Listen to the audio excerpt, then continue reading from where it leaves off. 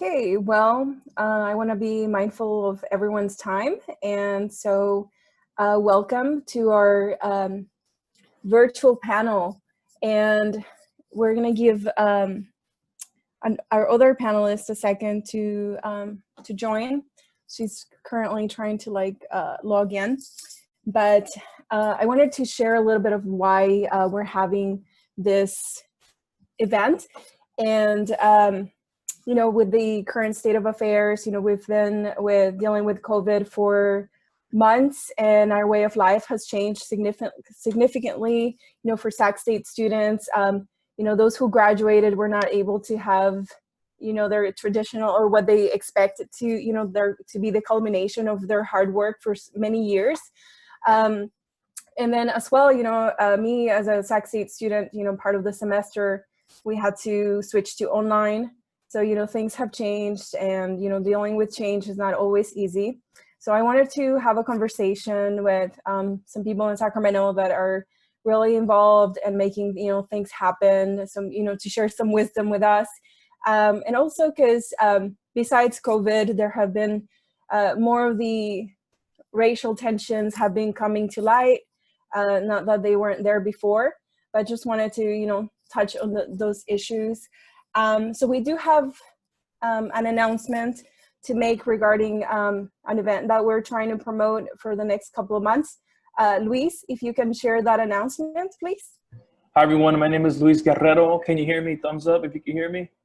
Awesome. So my name is Luis Guerrero. I am the event chair for the Latinx chapter or alumni chapter. And we have this promotion going on right now for for the remainder of the year, actually, but we're handing, well, you guys can't see it because it's on my bottle. I'm gonna turn off my virtual screen. There we go, my background. So we are giving out Hecho in Sac State and Hecho in Sac State stickers. Here's one on my water bottle to all new members that sign up from here until the end of the year. Now, we are asking you to give us some time to deliver stuff because, with COVID-19, we might have to find safe ways to deliver this through mail or through some pickup options. But this is currently going on right now. We have a promotional flyer coming out real soon. So if you sign up and become a member with our chapter, you'll receive an Hecho or Hecha, your choice, in Sac State stickers. And they're waterproof. They're on my water bottle. They're real high quality right there, as you can see. If you have any questions, you can let me know in the chat. But that is our current promotions right now for all new members this year. And so get the word out to all spring 2020 graduates.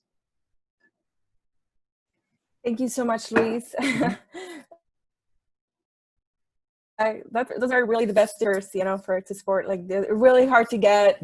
And then now I just want to ask the board to quickly go around and introduce themselves, your name and the position that you're in.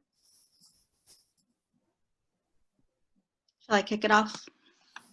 Hi, everyone. I'm Jenny Rodriguez. I'm the current president of the Latinx Alumni Chapter, and my term here is coming to an end, but you will be left in great hands. Ana Chabeli Lopez, she'll be coming on here in the next couple of days, but it's been great, and I thank everybody for joining.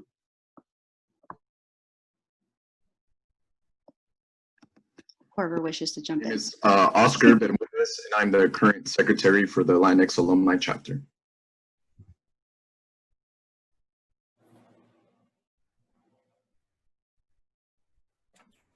Yesenia or Luis? I'm Yesenia, and I'm the current scholarship chair. And hi, everyone. Again, my name is Luis Guerrero, event chair for our chapter. Great. And I am the facilitator today, and Clarissa La Guardia, the strategic relations officer. And our other panelist is having some trouble getting in. If Amber, I'm gonna message you her number. She's having some technical difficulties. Just 1 second, please.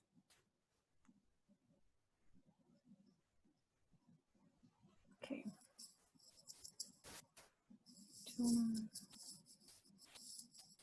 So I apologize.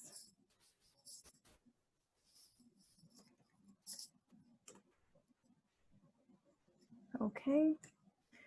And I believe Eric is back. And so is Leslie in?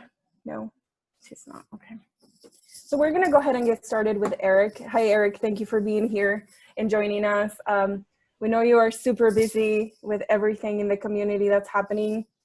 And for those who don't know Eric, Eric is the councilman for District 6 in Sacramento, representing the city of Sacramento.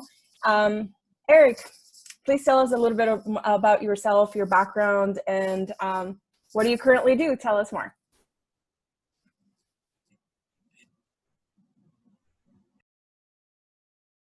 Thanks, everybody. So what do I currently do? A couple things. One, I am a Sacramento City Councilman, and also a father of a 2.5-year-old and a husband. So those are all pieces of who I am. But I'm also, at the same time, like many on the council, we all have other jobs at the moment.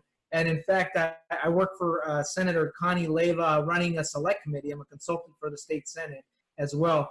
And I apologize if I have to skip off because my bill is literally the one after the one that's being presented on the Senate floor. So I'll bounce off, but come back on, which is not a shock to us.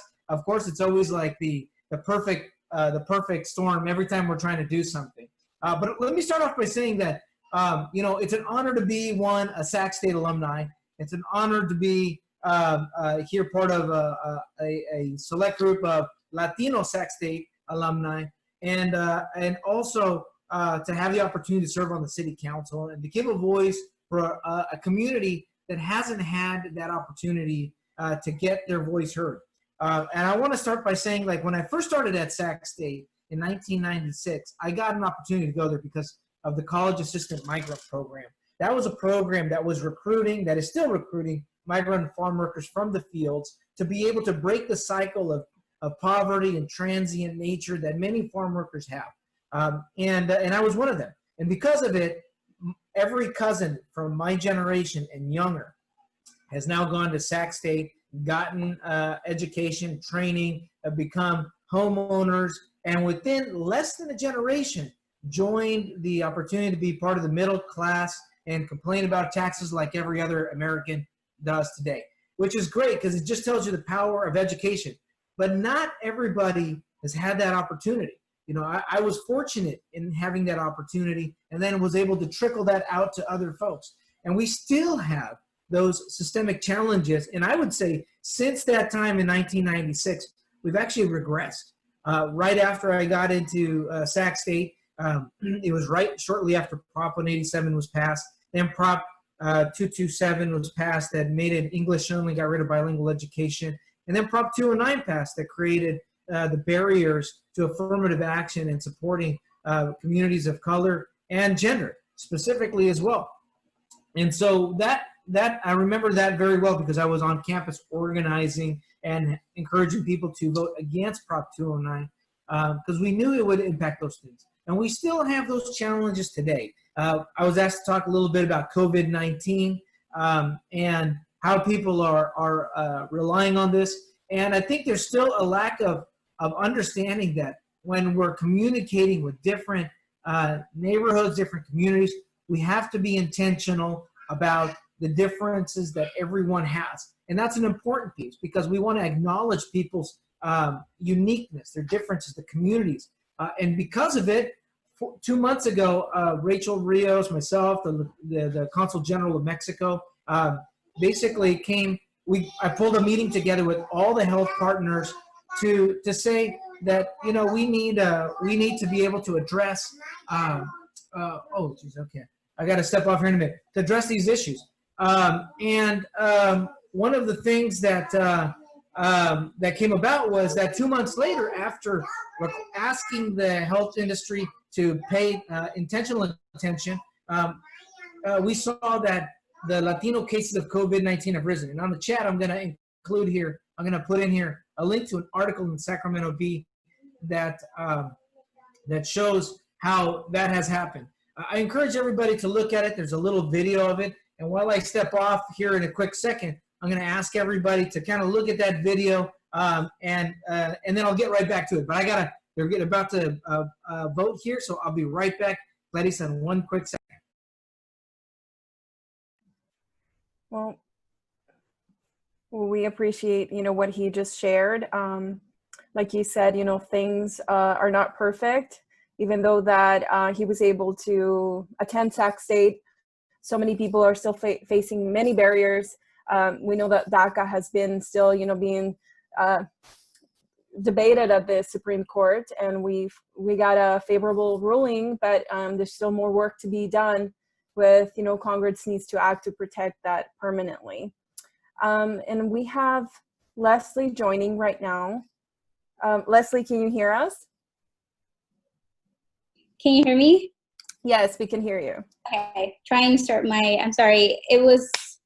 I've been sitting here for 20 minutes trying to log on, but oh my goodness. it was a connection with my laptop, so I had to hop over my desktop, but we're good. Well, thank you for joining us. The only thing we went over is just like introduction of the board and some announcement. We have some hecho and hecha at Sac State stickers. And then Eric had to step away for just 1 second, but what we went over with him, and just for the other participants who don't yet know Leslie Valdivia, welcome, thank you for joining us. No worries, technical difficulties, happen. But we wanted to invite Leslie because Leslie is made at Sac State, and she is very well known in the community, not only for her brand, cosmetics brand, but actually you've gained some national attraction with your brand, and the way that you're using your brand to speak out about things that matter is the reason why you're here today. We're so proud of you. But I wanted you to tell us a little bit about your background. Like, where did you come from? What got you here? And what do you currently do? Tell us more about that. Yeah, so again, I apologize for the delay. I've never had Zoom problems before, but thank you, Clarissa, for those really nice words. So yeah, I'm Sac State grad. I graduated May of 2014, 6 years ago, which is kind of crazy to think about that. And I studied communications and emphasis in public relations. And I've been doing communications work for the past 5 years around public education campaigns around health inequities. So that's kind of I guess, in that career trajectory. But in the past 6 years since I've graduated, 3 of those years I've also dedicated to building a brand that is about celebrating beauty and culture and community. And I really want to emphasize on community. And I think one of the reasons why we've spoken about issues that affect our community is because, my theory is that companies shouldn't just profit off people, but how are they helping our communities that we give money to, right? So so from day one, that's kind of been our mission, to have a company that represents the community we serve. And again, there's an emphasis in uplifting Latina and marginalized voices. It goes beyond just lipsticks. It's, again, really building a structure where we can all thrive. And some of those people that support my brand, and Yarsenia, who's our photographer. So it's really, again, really getting people from the community to help build this business. So thank you for inviting me to be here. Yeah, and what's really cool about your ads is that it's really people from Sacramento. It's like, real people are your models. So I really like that about you. So I'm gonna ask you a question about you as a person, and then another one about your business. But you as a person, how do you think, how has COVID, the coronavirus, impacted you? What are you doing to take care of yourself, basically? Yeah, so I think I've been fortunate that I've actually been working from home since August of last year. So really my day-to-day wasn't disrupted in a major way. But I think one of the biggest things that COVID has impacted my family is, my dad works in the fields and my mom works at the hospital cleaning rooms. So I'm very aware of the dangers that my parents are in, being essential workers. So I've been really, I guess, more intentional about checking with them and about their general health, just because, again, they're exposing themselves every day to getting COVID at work, especially because, working in the fields required you to work close distance with many people sometimes. And then my mom being at the hospital, and obviously there's COVID cases there. So I think personally, COVID has looked like just my immediate family members, and like really thinking about how do we protect essential workers, right? And checking in on your friends and family that are in essential worker jobs. So I think that, again, that's kind of like the biggest way that personally has affected me. And I think that's so relatable. We all have either friends or family members who are all of a sudden considered essential workers. And so I have the same kind of question for Eric. How has COVID impacted you on a personal level and your family, and what are you doing to take care of yourself and your family? Well, thanks for doing that, for asking that question, because one of the things I was just talking to my wife about, she's like, well, where can I play soccer with Javier? Because so am I going to be in the camera view? Because part of it is like our living room's turned into a daycare center. Look at that. It's crazy. But part of it is I think the fact that we're all adjusting how to work from home when we weren't planning on working from home intentionally. Now that's great if you're, like I said, we've been fortunate that Sac State gave us an opportunity. But I think about like what it was like when I was a farm worker in the 80s and 90s, and I remember in the winter, particularly before we had our green card and we couldn't travel or whatnot, and there was less work, we would actually grow our own food. We pick some and then also can it for the winter and save, because sometimes there wasn't any work. There wasn't any work, and then in Esparto in Yolo County, we were prone to flooding. And so floods would happen, and then you'd be stuck and isolated in your house where you couldn't leave. So, and I just remember the tensions of what that was like to be out of work, stuck in your home in the winter. Those pressures on the family. There's no surprise why we see a rise in domestic violence happening right now during COVID. There's no surprise why we see the kind of mental health challenges and depression that is occurring, and the anxiety of like whether you're going to come to work. So when I think about what's impacted me and whatnot, I mean, it's brought back a lot of those memories of what it was like to be, a person of low income with little means, and particularly if you have language access issues or access to assistance, those are escalated. So in this time frame, we've been able to hunker down and I guess maybe I've got a little bit of experience of growing crops, but it's given me an opportunity to also mentally disconnect. And I think now we planted 3 aguacate trees. We've got 2 kiwis. I got 4 types of squashes, Japanese zucchini, Armenian zucchini. My peppers are coming. Los serranos are finally given. So it's been a great opportunity to be at home and also take advantage of that and planting seeds with my son. So I've also had that connection, but it also it makes me remind myself about the challenge that other people are currently facing that we faced ourselves. Why is it important right now to be supporting efforts to get food access to people? So we've been working with La Familia, Asian Resources, and interestingly enough, a guy I grew up with KP Organics, to deliver fresh produce every week. And we've been giving about 10,000 families fresh produce once a week for a week's worth of produce so that people aren't hungry and they can produce healthy food and options while they're at home. So those are, I would say, how have I been impacted?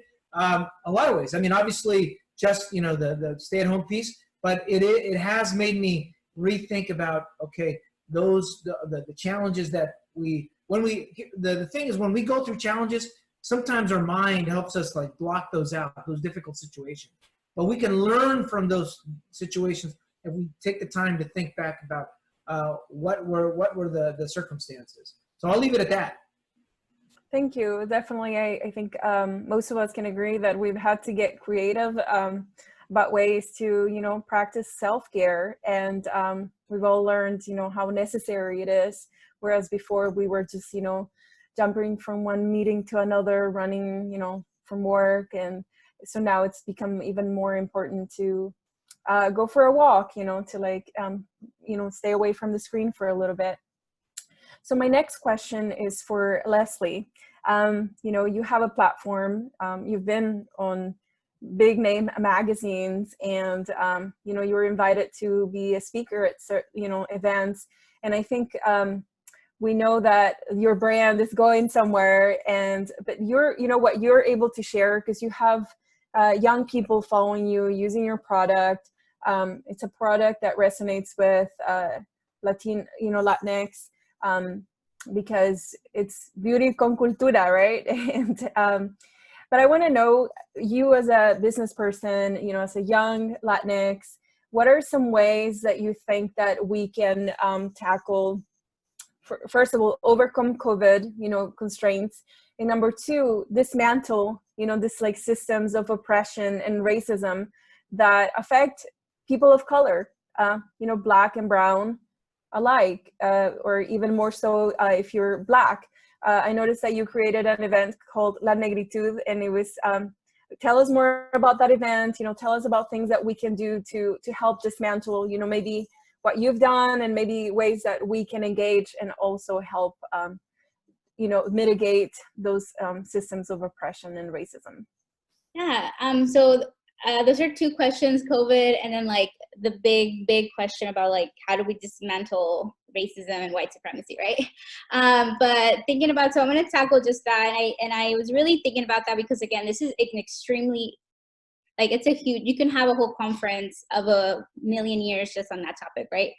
So I think I want to do some takeaways in 3 ways. I think when we even start thinking about like, how does racism look like in the Latinx community, and we have to understand, first of all, and recognize that just being Latinx doesn't exclude you from being racist, right? And we have to understand that we benefit from white supremacy, right, and are relatively closest to whiteness based on our color of our skin. So I think we have to take that in and like internalize it and say, yeah, that's a problem, And the many ways that this looks like is comments like, oh, cásate con un blanco para mejorar la raza, or, oh, el bebé está bien prietito, like on and on. Like, it's so embedded in the culture that we really have to like sit with it and think about it, So again, I think that begins with yourself, really doing that reflection work. And once that happens,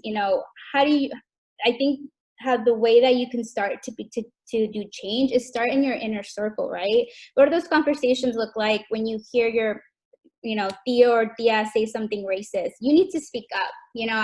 I tweeted like, next time you're at the carne asada, like, call out your racist family members.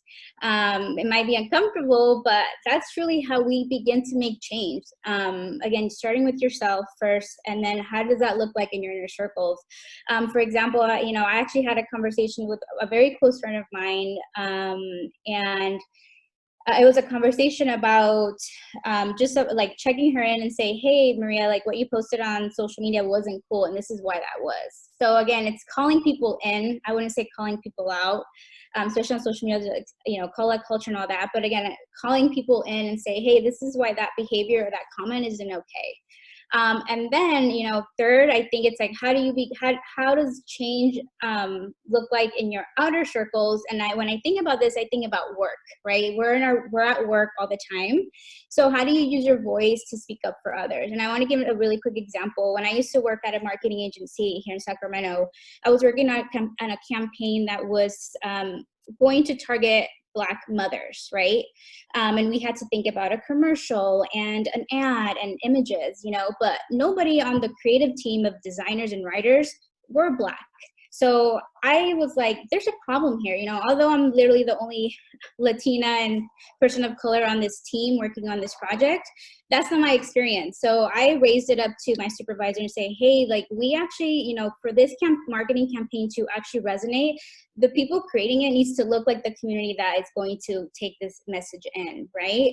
And I've also advocated many times, I went up to my HR and say, hey, have you ever thought about doing a bias and diversity training? Can we get that on the books? What do I need to do to push these initiatives forward? So again, I think is you have to use your voice to say, hey, there's something not right here, and how do we do better? So again, it's an extremely huge question, but if you can break, again, to recap, do the work, do the self work first, have conversations with family and friends, and then how can you use your voice to advocate for equity in your place of work and places that you frequent often. You know, that's an interesting point. And I think partly also it is, we got to also look a little bit, particularly if you're you know, Mexicano or of Mexican origin. We have to look back at our history, and the you know, why our country, or where we went, and how our people evolved in that time frame. You know, when we quick to forget how we united during times when Cortés came and brought over the ships. He didn't come by himself. Like, you know, he had slaves on the ships there. And part of the unfortunate system that created from the Spaniards that came over was the caste system, which had a hierarchy of who. But it wasn't until Miguel Hidalgo, during the movement to remove itself from the monarch, to basically abolish slavery and create some independence for people. That's part of our history. Then we forget about it, and then we start creating a separate caste system. We've seen that with you know, people who are indigenous in Mexico. You know, todavía la comunidad in Oaxaca, los Purépechas, all of the Mixtecas, all of the Zapotecs, and all of that area, and we still have that level of caste system. But the reason we became independent from the crown was to avoid that. And then if you think about also in California history, you know, part of the reason the Californios here were engaged in the Civil War when California was becoming its own state is they had only been they'd only been separated from the crown for about 40 years. So there was still a generation that remembered slavery at that time, and they did not want to join the Union, the South, because they did not want to bring in slavery again. They joined the Union at that time, and we need to remember ourselves that those things have been an important part of our history, and somehow at some point, conveniently, we forget about it. So I think we have to remind ourselves that we make progress, but we have to continue to work on that, to move on those issues. And at the very least, I like the point of calling things out, because, you know, frankly, we wouldn't have our own culture that's intermixed. Veracruz, home of La Bamba, is the diaspora of Africans who were brought over here against their will, the mixture of our indigenous community with the part of the colonialism, all mixed together into this new vibrant culture that we have. And we should respect all of that and honor that together, not chastise pieces of it and fall into these convenient racist stereotypes. Yeah, I'm gonna jump on. I'm so glad, and learning history is so important. That's the part of self-work, right? Like we have to engage in learning and anti-racist work on a weekly, daily basis, and that begins with reading books about history and the colonization of Latin America, right? And that is about studying about, literally there was more slaves that were brought to Latin America than the United States. So that, again, it's all wrapped into about the work starts with yourself, and it starts with learning. That's step number one. So yeah, I'm so glad Eric brought that up. Wow, you guys, between both of your answers combined, like it makes for like really great advice about that self-work, looking back at history, because it's so easy to be like, oh, well, you know, they forget about their history, but we also need to come to terms with our own history. And, you know, those like what becomes embedded in our culture, you know, favoring somebody who's like lighter skinned, and, you know, being that voice wherever you work, whatever your circle is, being that voice of like, well, I don't think I can speak for them. You know, I'm not representative.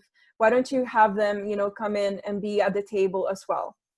And that's, you know, something that you do, Eric, as well, is like at the city council, you are the Latino, and we know that you are like you're a fierce advocate for everyone in Sacramento, but that, you know, I feel like sometimes it's just rests on you. Like we expect that you are going to be representing all Latinos in the city. And I know with COVID, you've had a lot more work to do than usual, which you were already pretty busy before COVID.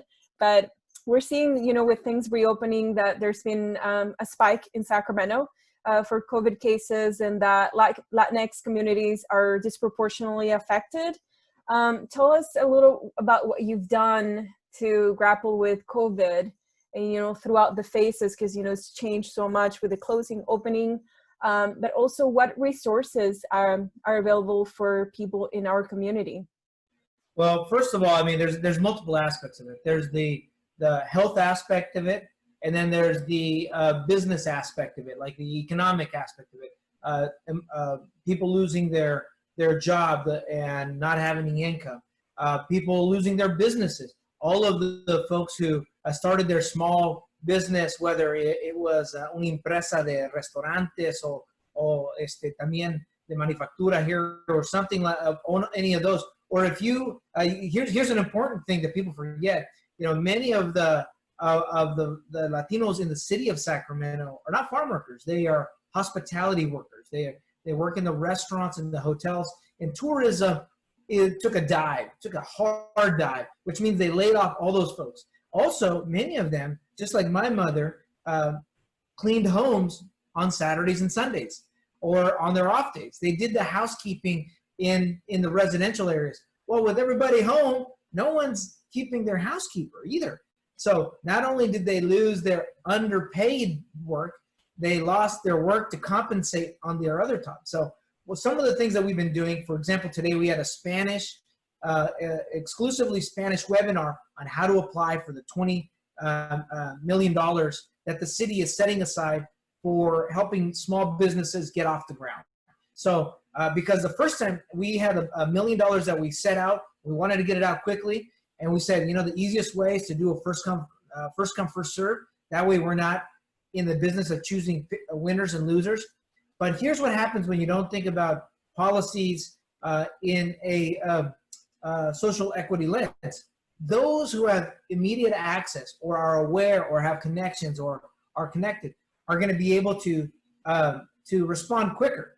Now, I've got like as Clarissa mentioned, I've got a bandwidth of people that I know. But guess what? The community, the current business establishment that's been there, that's predominantly white, predominantly affluent, was able to find out about these resources faster than other communities. The Southeast Asian community in Little Saigon, the African American businesses, the Latino community businesses, they found out later. So in a first come first serve model, the money was gone before they even found out about it. So now we're flipping that around, doing a lot of education, creating policies to say, okay, how do we create better equity in accessing those dollars, and making sure that we give everybody an equal shot at the money. There's not enough money to go around, but at least if everybody gets a fair shot, then we got that. Now on the worker side, making sure that we have language for unemployment, how to access those information at the same time. Information gets, sometimes what we do is we send out everything in English, then we wait 2, 3, 4 days, maybe a week before we translate everything and send it out. Well, in between that 5 days, people are slowly getting information. They're getting it third hand. They're getting it from their brother and their sister and their cousin and their compadre. And if you ever played the game of telephone, next thing you know, they have bad information. And we've seen that also in health aspects where they're getting bad health information because they're hearing it immediately. They're hearing it through Chisme 3 times versus us sending out something in Spanish and English and Tagalog and Vietnamese all at the same time so that people get the right information at the same time and it's not translated. In other words, lastly, sometimes our families, when that happens, they depend on their kids to translate for them. Well, I always joke that, if you grow up in a bilingual household with Spanish-only parents, you're a paralegal by 15 and you're a real estate agent by the time you're 18. It's like because you've been translating all these documents. But do we need kids giving health information and business information to their parents? That's not the best way. And I'll stop by saying that the best person who, as a Latino, this is an educated group. Everybody who's here listening to this, you are now in the privileged group of having a college degree, right? Use it to benefit people. Dr. Bermudez of Kaiser, he was telling the story where he grew up, and one of the things that motivated him to become a doctor was that he was the oldest in the family, so his mother took him everywhere to translate everything.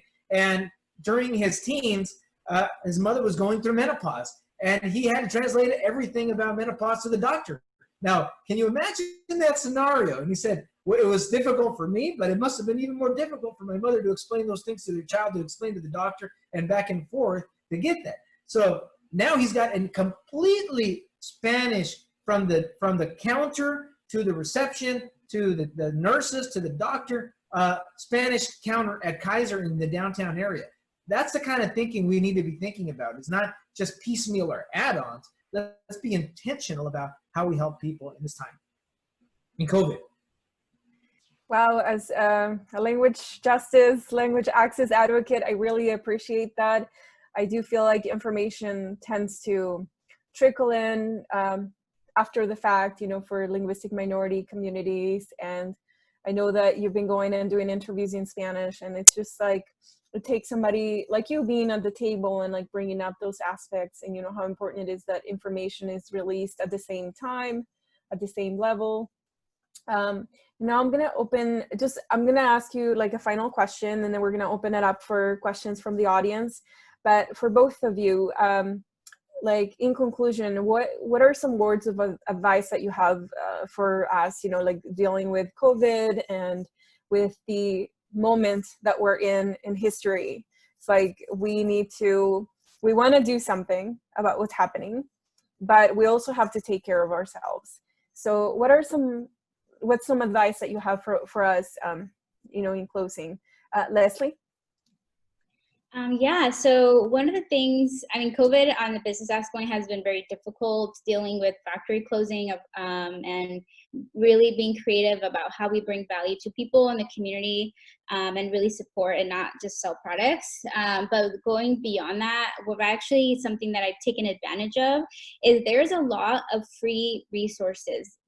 And an example, there is a summit that is for beauty brands and beauty professionals, and this summit price was $1,500, but it was actually free. The virtual ticket was free, so I signed up and I took advantage of an otherwise thing that was going to cost me. Well, actually, I wasn't even going to buy it because it was too expensive, right? Take advantage of industry events or free webinars, because there's a ton happening right now that otherwise you would have paid for to go to an in-person event, right? So, whatever area you're in, whatever interests, hobbies, like literally just Google webinars, training, Zoom meetings, because there's a lot happening that are free.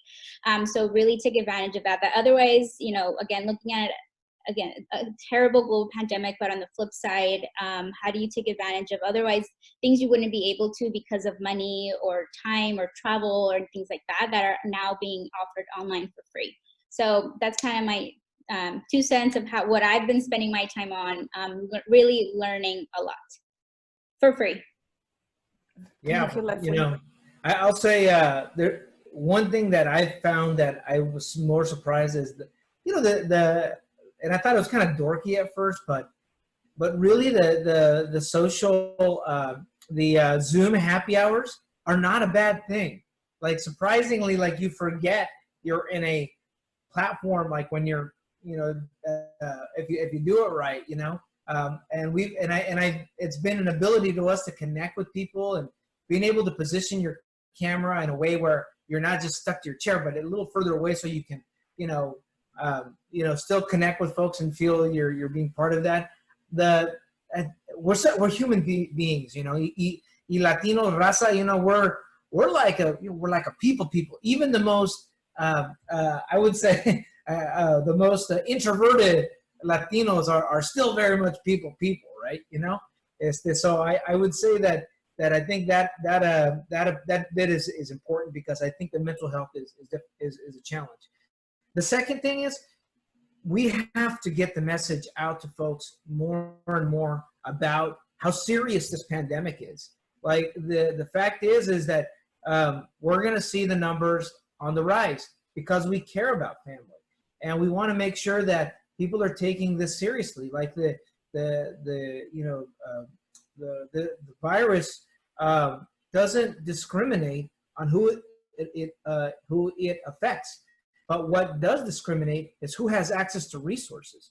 So if we don't do our extra effort, I think, as a community to really talk about how serious this pandemic is and why we have to wear masks. I love this mask that I got from La Familia Counseling Center, like, very, very vibrant, and, it's like colorful. It matches my what do you call it? My sarape that back here that covers my laundry that I have to fold, and I just think we have to really right now, as folks who are coming out, again, we got a college degree, we're becoming professionals.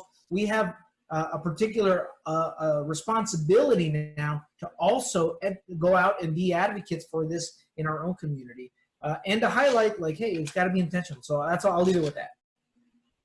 Thank you so much. Yes, it's really important that we continue to take precautions and social distancing, and as much as we can, like, avoid any unnecessary contact or unnecessary outings that we don't have to do. But having said that, I mean, for me, for example, is just being outdoors has been really helpful with, dealing with stress of, with whatever's happening. But for now, thank you so much for all that you've shared. And I want to see if anyone in the audience has any comments or questions, including our board, if you have any comments or questions at this point.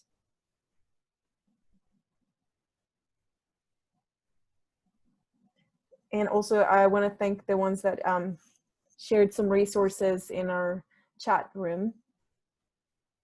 Yeah, I love the chat. It's good to see you, Jennifer. I didn't know you were on the line here.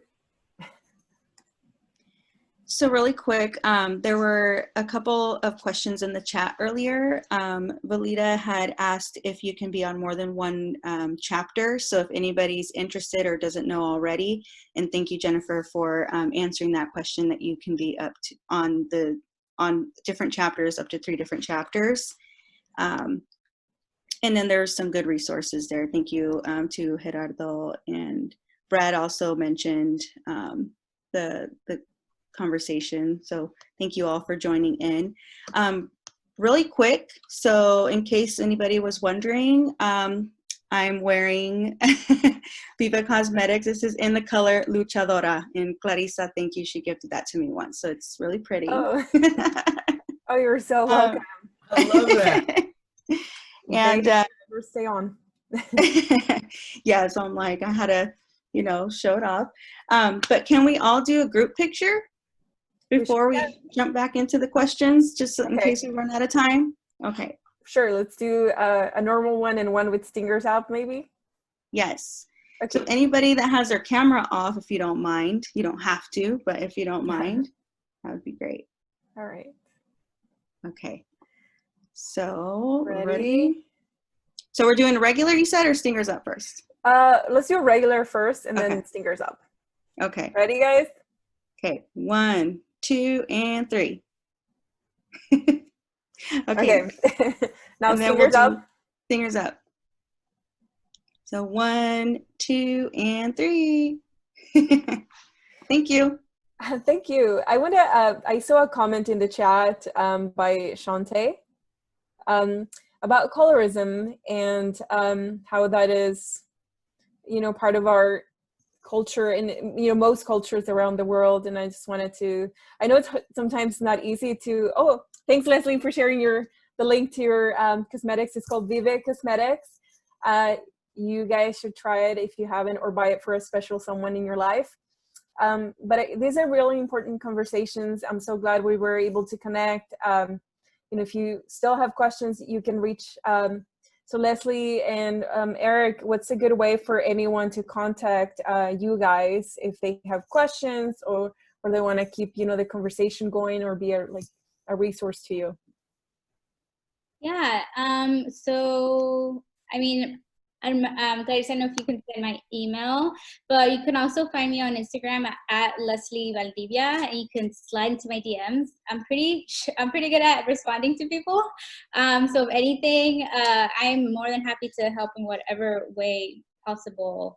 Either to recommend a lipstick color, or if you need anything else from me, I'm happy to do so. So yeah, at Leslie, or I'll put my email in the comment box too. But That'd be great. I'm better at social media than email. So yeah. Social media. And for you, Eric? I put my email address, and it just depends. My email address depends on what issues happen. If there's like a hot issue, I might get like 200 emails in one day, so I won't see it. But but in the normal time, I normally see my emails. I also do Instagram, Twitter, and Facebook. Every now and then I check my LinkedIn. It's weird. I don't know. No. And I'm sure my Hotmail account is or my my MySpace is out there somewhere. I just can't figure out the password. Oh no. I know I have my Hotmail account was my email and my address for it, but well, for either, what's your handle for Instagram or Twitter? Instagram is Eric.Guerra. Okay. For Twitter, sorry, for Instagram? And for Twitter is at Eric Z Guerra. Those are my initials, EZG, Eric Z Guerra. Well, I recommend following them because they always share really relevant information for Sacramento, just opportunities and great resources. So I thank you both for all that you do for our community and for being part of our panel today. It was good to see everybody. Good to see you. Again, I apologize for having some trouble, but thank you for inviting me. Always good. Thank you so much. Oh, thank you. So Erica had asked, yes, Erica Morgera had asked if any more conversations like this are going to be scheduled. We don't have any at this moment, but it's definitely good feedback if you all enjoyed. Yeah, if you enjoyed today's conversation, please do follow the Latinx Alumni Chapter. We are on Instagram and Facebook. You can, get in LinkedIn, and you can get updates, regarding any upcoming events. If you're not already a member of the Latinx Alumni Chapter, I believe Jennifer shared some information, the link at the beginning regarding joining our chapter, because we do organize events that are relevant to our community. So thank you, everyone, and stay safe out there and keep sharing that information.